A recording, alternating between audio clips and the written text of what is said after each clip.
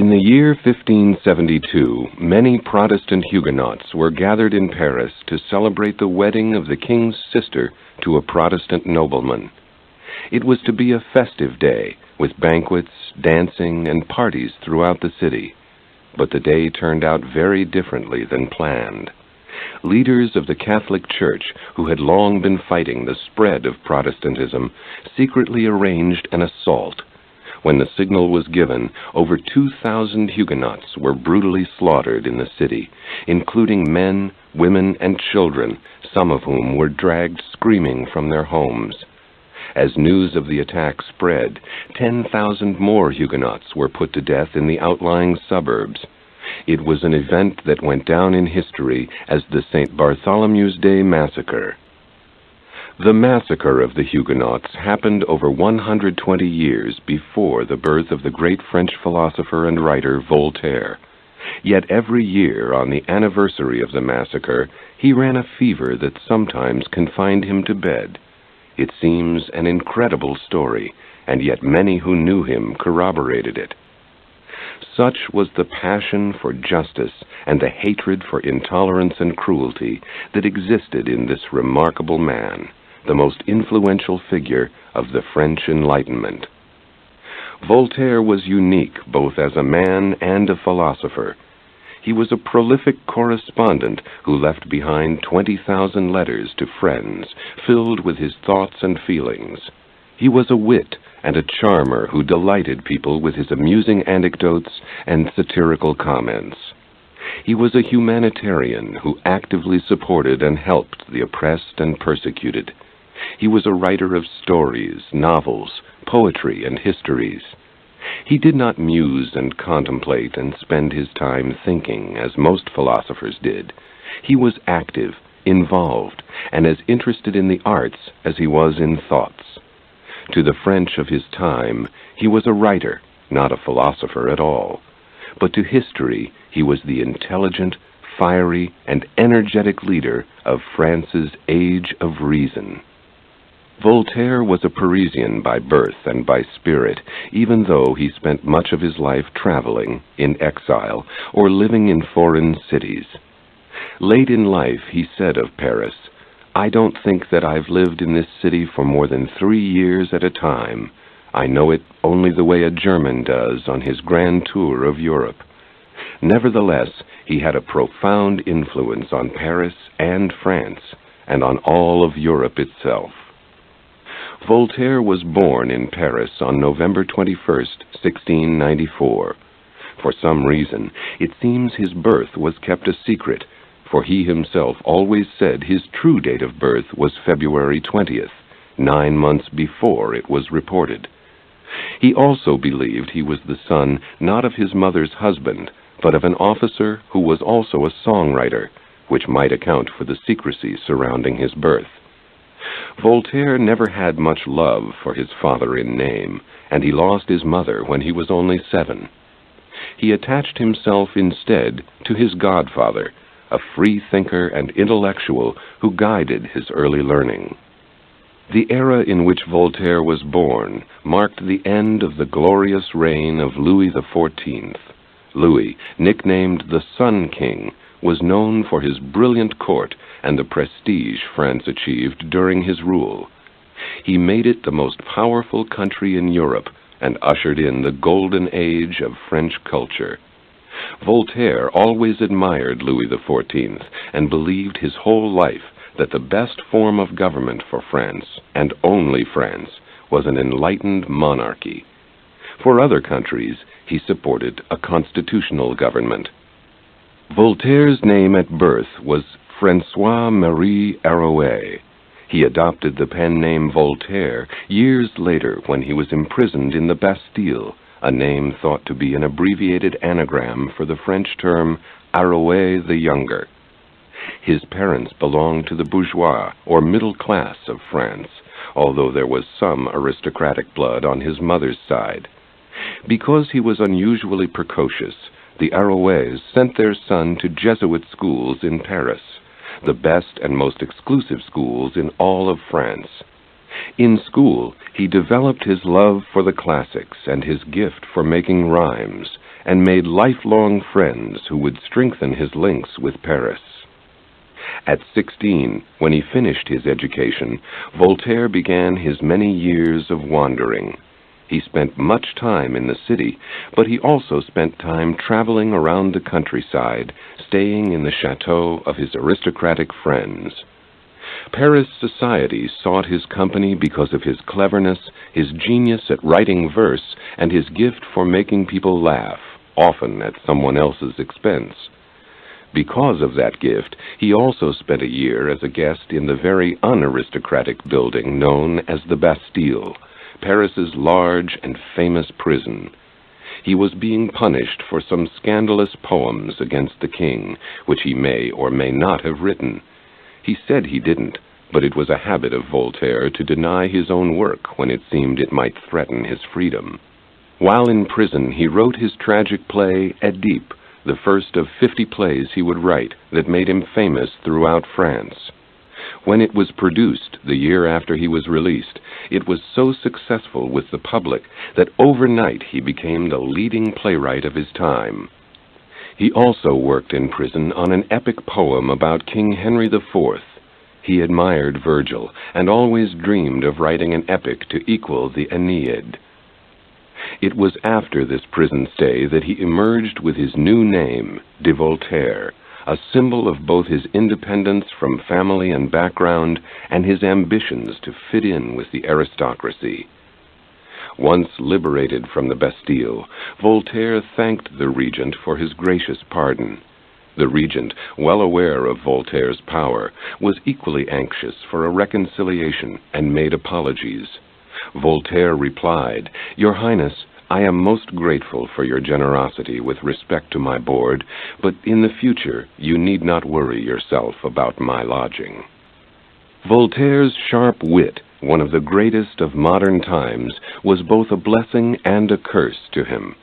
On the one hand, he could win almost any argument. His opponents came out looking either completely ignorant or utterly ridiculous. On the other hand, he couldn't resist lampooning the most respected beliefs, individuals, and institutions of his time, a habit that landed him in the Bastille more than once, led to his exile, and even once caused him to be beaten up by thugs, hired by a gentleman who had been the subject of his satire. The gentleman, the Chevalier de Rohan Chabot, had argued with Voltaire at the opera. It started when Rohan insulted Voltaire by asking, "What is your name, anyway, Monsieur de Voltaire or Monsieur Arouet?" implying that Voltaire was a commoner pretending to be a nobleman. Voltaire's response was that whatever his name was, he was bringing it honor, which was more than Rohan could say for himself. In the insults that followed, Rohan, like most who went up against Voltaire, came out looking badly. A few days later, Voltaire was dining with a friend when he was told that someone wished to speak with him.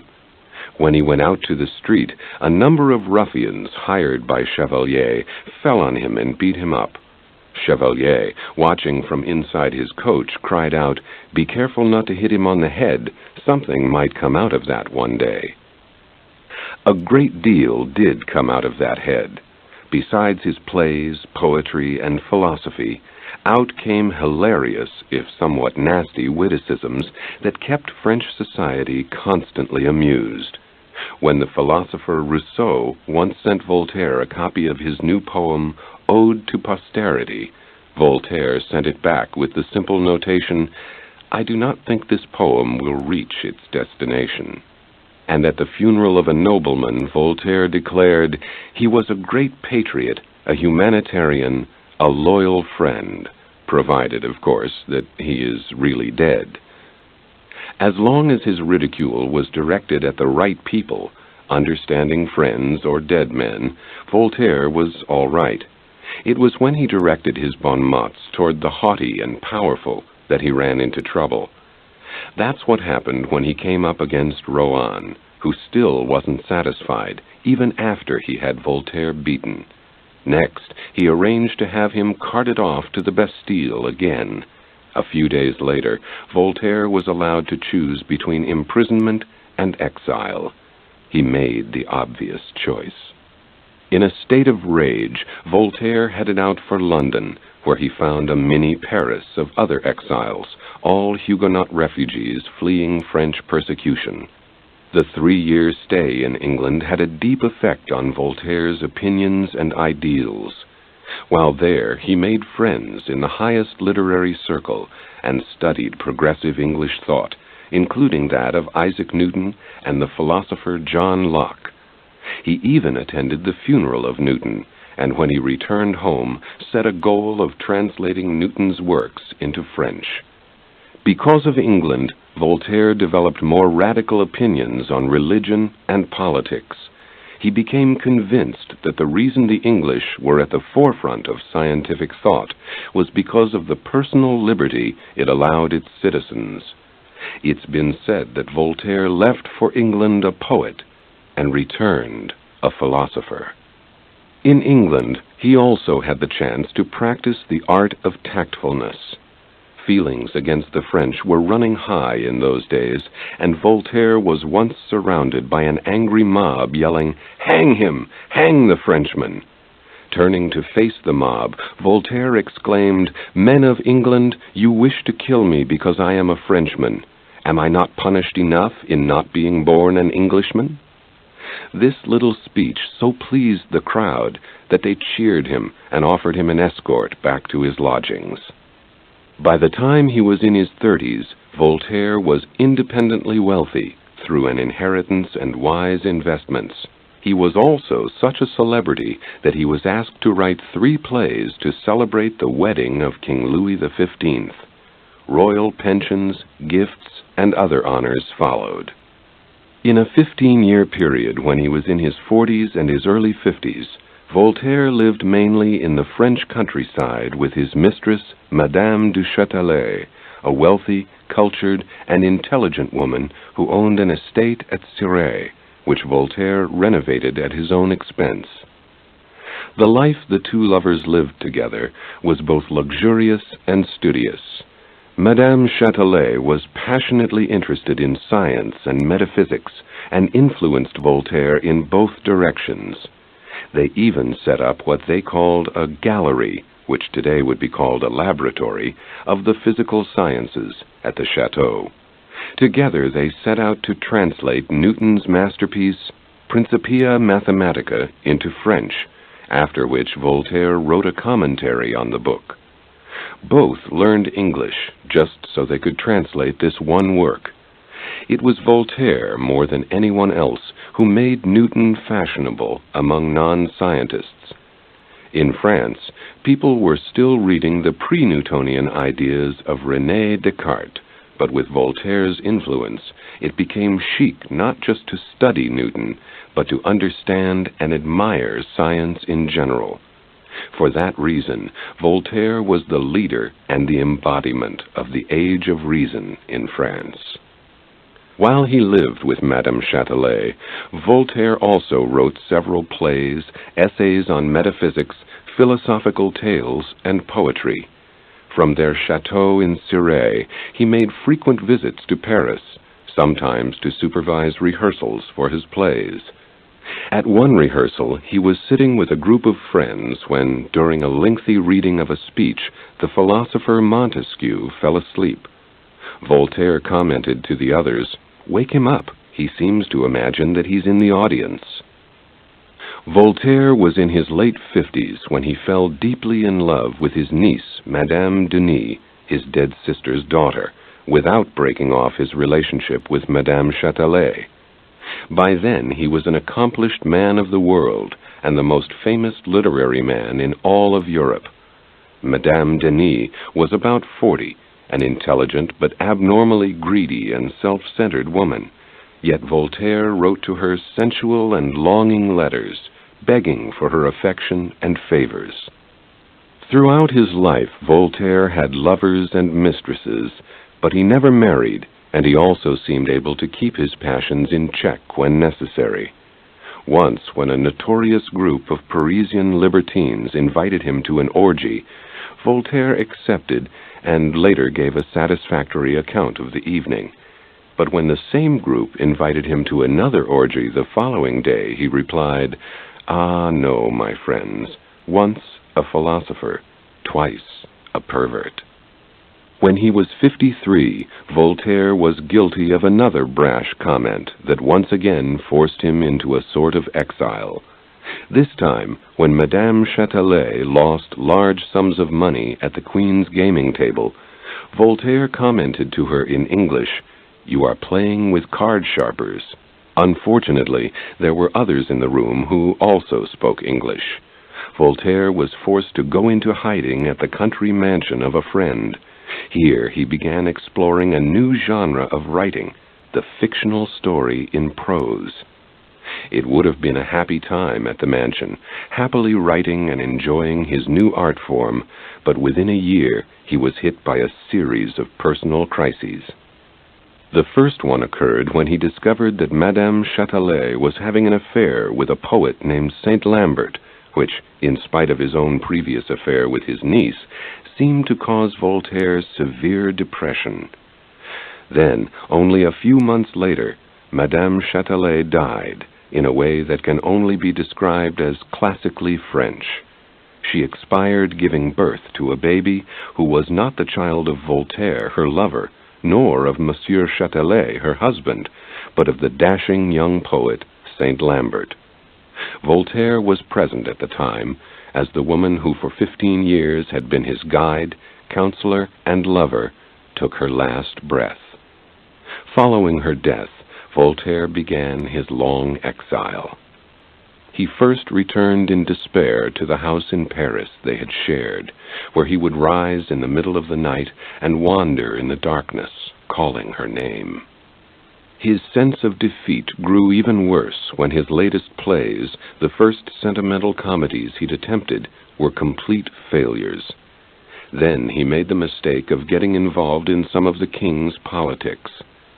Louis XV made it clear he wasn't welcome in France anymore, so Voltaire moved to Prussia, offered asylum by the progressive King Frederick the Great, whom Voltaire called the Philosopher King. He took with him his books, his ideas, and his famous sense of humor. When a noblewoman who had been absent from the court for a long time finally returned, she complained to Voltaire, "The things they say about me are incredible. They even say I retired to the country in order to give birth to twins." Voltaire's clever response was, "Don't be disturbed. I only believe half of what I hear at court." Before long, Prussia too turned out to be a disaster for Voltaire, who never seemed able to get along with any king indefinitely. He quarreled with Frederick when he grew tired of his social and intellectual tyranny. Things reached a crisis when Voltaire wrote a pamphlet that ridiculed the president of Frederick's Academy of Science. The king had all copies of the pamphlet burned and gave Voltaire a severe scolding. Disgusted, Voltaire tried to leave Prussia, but was put under house arrest at an inn in Frankfurt on his way out. When he was released, he intended to return to Paris, but King Louis XV forbade him to enter France. Voltaire suddenly found himself homeless and unwanted in any of the countries of his choice. Finally, when he was close to 60, he found a satisfactory new home near Geneva, Switzerland, which had offered him asylum. He called his estate in the town of Ferney, Les Délices, or the Delights. He lived out almost the entire rest of his life there, returning to Paris only to die after an absence of 30 years.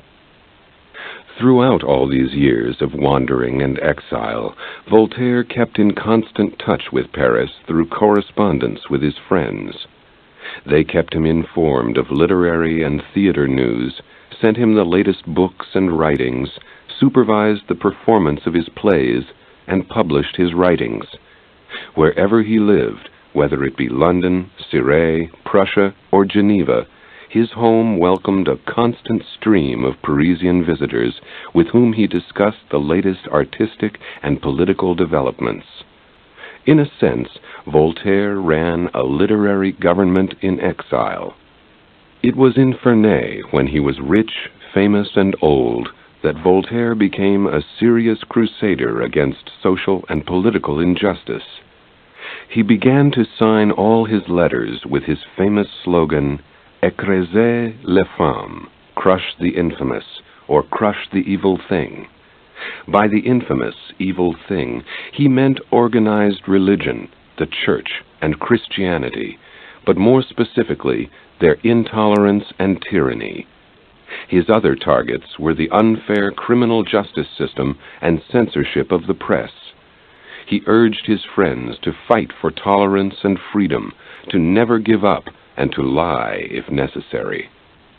At the age of 68, he launched a campaign to reform the French legal system, which included removing blasphemy and homosexuality from the catalogue of crimes, reducing punishments, making trials public, abolishing torture, and guaranteeing lawyers for defendants.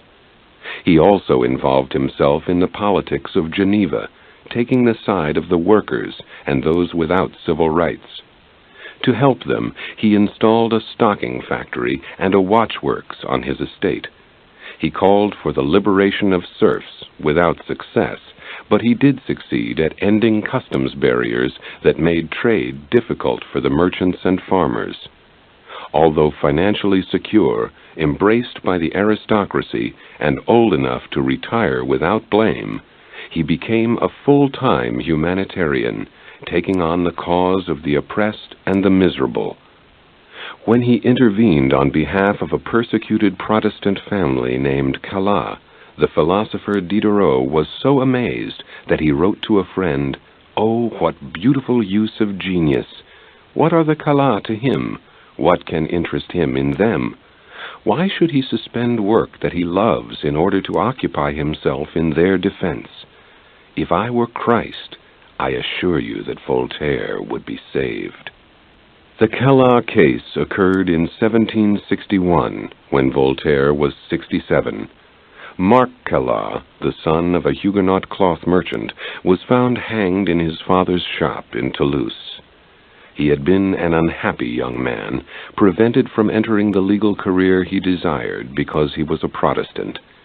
But even though suicide seemed likely, the authorities thought it had been murder.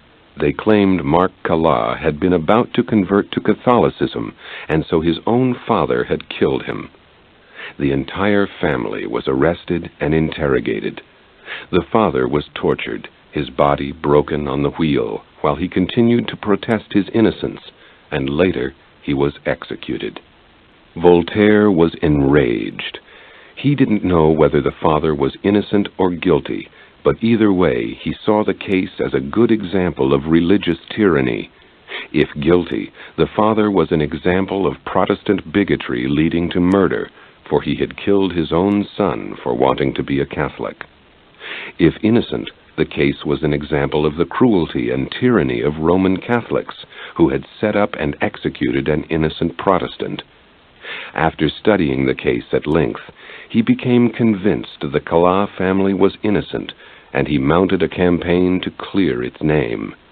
After 3 years, he was successful, and the verdict was overturned. Shortly after, he tried to intervene in another injustice, this time with no success.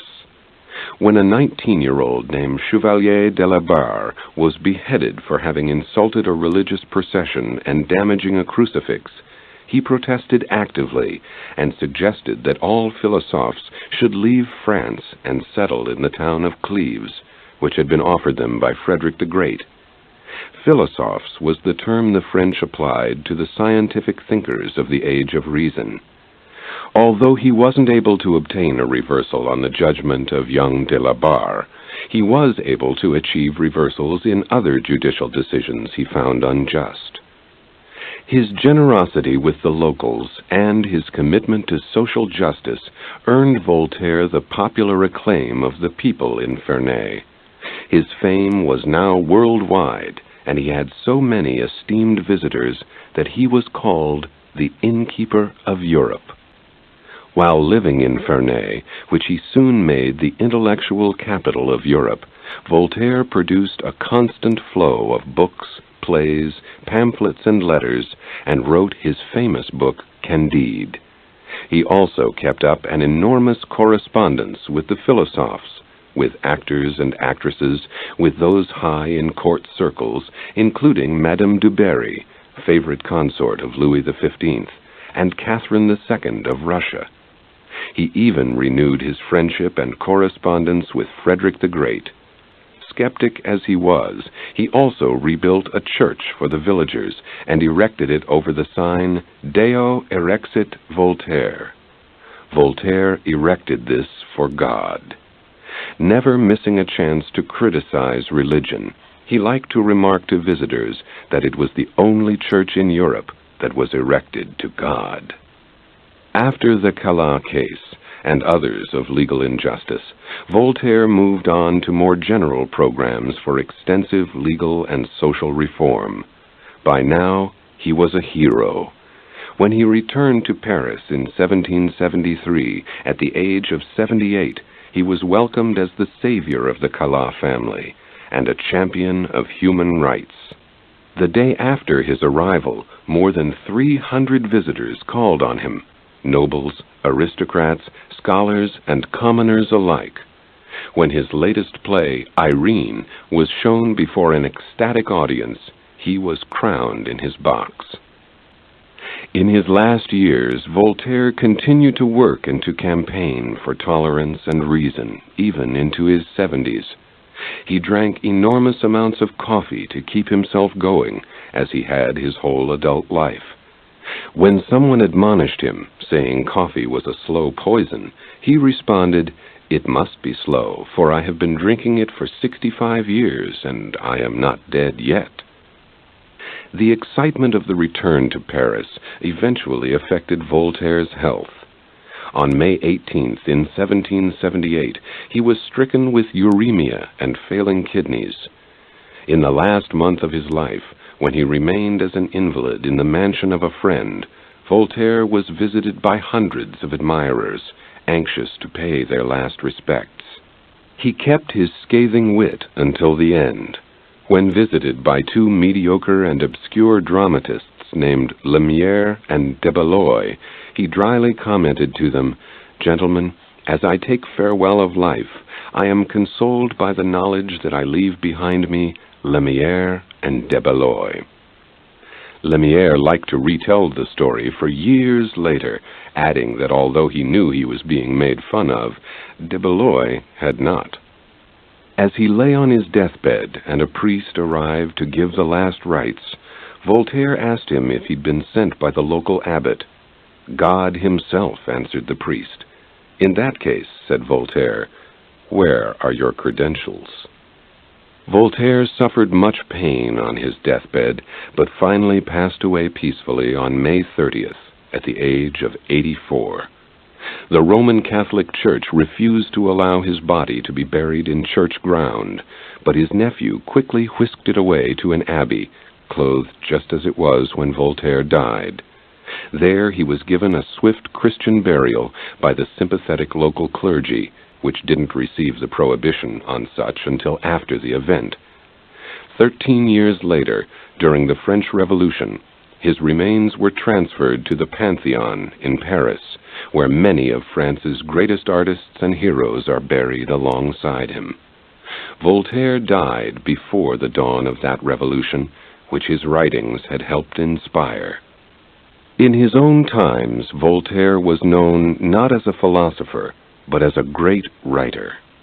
The public adored his first tragic play, Oedipe, devoured his historical works, and made bestsellers out of his treatises like Dictionnaire philosophique. Voltaire, too, saw himself as a professional writer and was always very sensitive to the opinions of his contemporaries. He wrote and rewrote constantly. His style was clear but never dull, varied but distinctive. He was good at explaining, and he was exceptional at being witty, which endeared him to the public most of all. His contemporary philosopher, Diderot, said, What is it that particularly distinguishes Voltaire from all our young writers? Instruction. Voltaire knows a great deal, and our young poets are ignorant. The work of Voltaire is full of matter. Their works are empty. At the time Voltaire wrote, there was heavy censorship and suppression. When he visited England, he was impressed with the freedom granted its writers, and hoped to duplicate it in France. But things were different in France. To survive, writers needed the approval of the monarchy, and sometimes the church. If they dared defy these powers, like Rousseau had, they spent their entire lives being hunted through Europe while they desperately sought a safe haven. Voltaire chose a different course, one for which he's often been criticized. His tactic was to flatter the kings and queens of Europe in hopes they would then allow him to publish his works. He wrote letters to some monarchs that are said to be too embarrassing to read, so servile and ingratiating are they. These tactics caused the poet Goethe to later say of Voltaire that few writers had made themselves so dependent in order to be independent. But if a writer of the 18th century had subversive ideas, as Voltaire did, the choices were either persecution, exile, imprisonment, or, as he chose, pretense. Not only did he flatter, but he sometimes denied writing pieces he had obviously written. It was all part of his struggle to survive and to be able to continue with his work.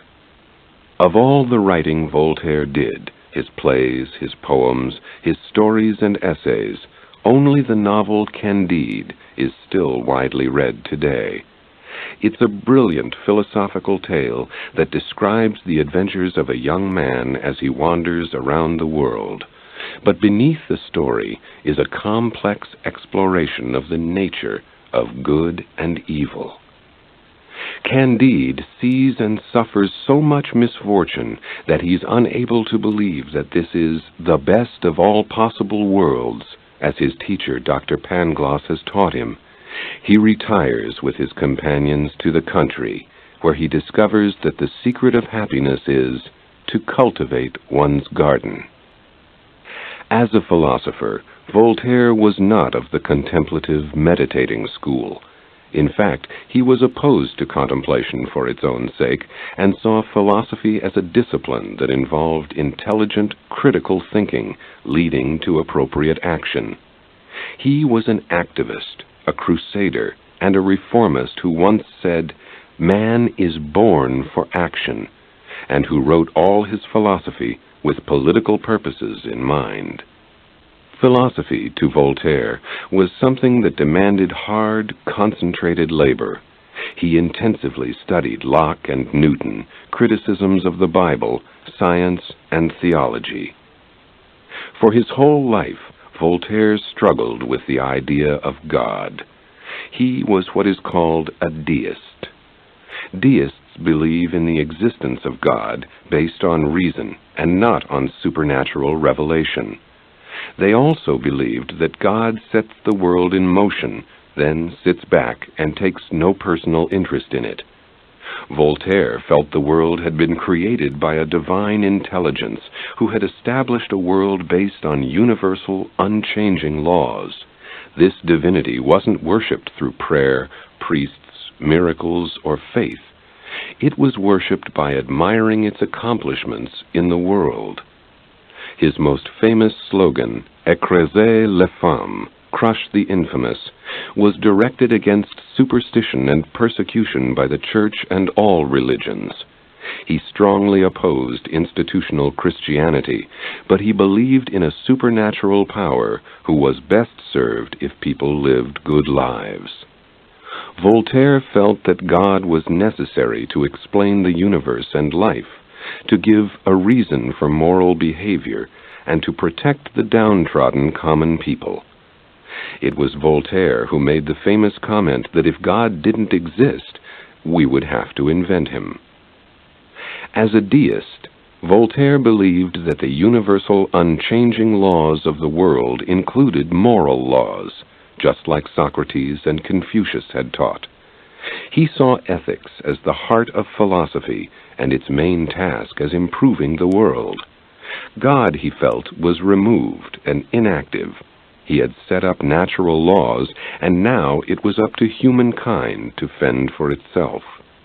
Voltaire was a man of enormous intelligence and unmatched wit, but if there was one characteristic that was his strongest, it was that he could not bear cruelty. From the beginning, he was appalled by the harsh God of the Old Testament and sought instead a God who was kind and loving, but also believable. So grieved was he by human suffering and brutality that he wrote to his friends late in life that he was ashamed of being happy. It didn't seem appropriate in a world that was so ignorant and miserable. Injustice, repression, and cruelty made Voltaire furious. He once said, "I know how to love because I know how to hate." But his greatness lies in that he fought against what he hated and what he loved: justice, freedom, tolerance, and all that benefited human growth and happiness. He defended at great risk and with untiring effort. This is the end of the session.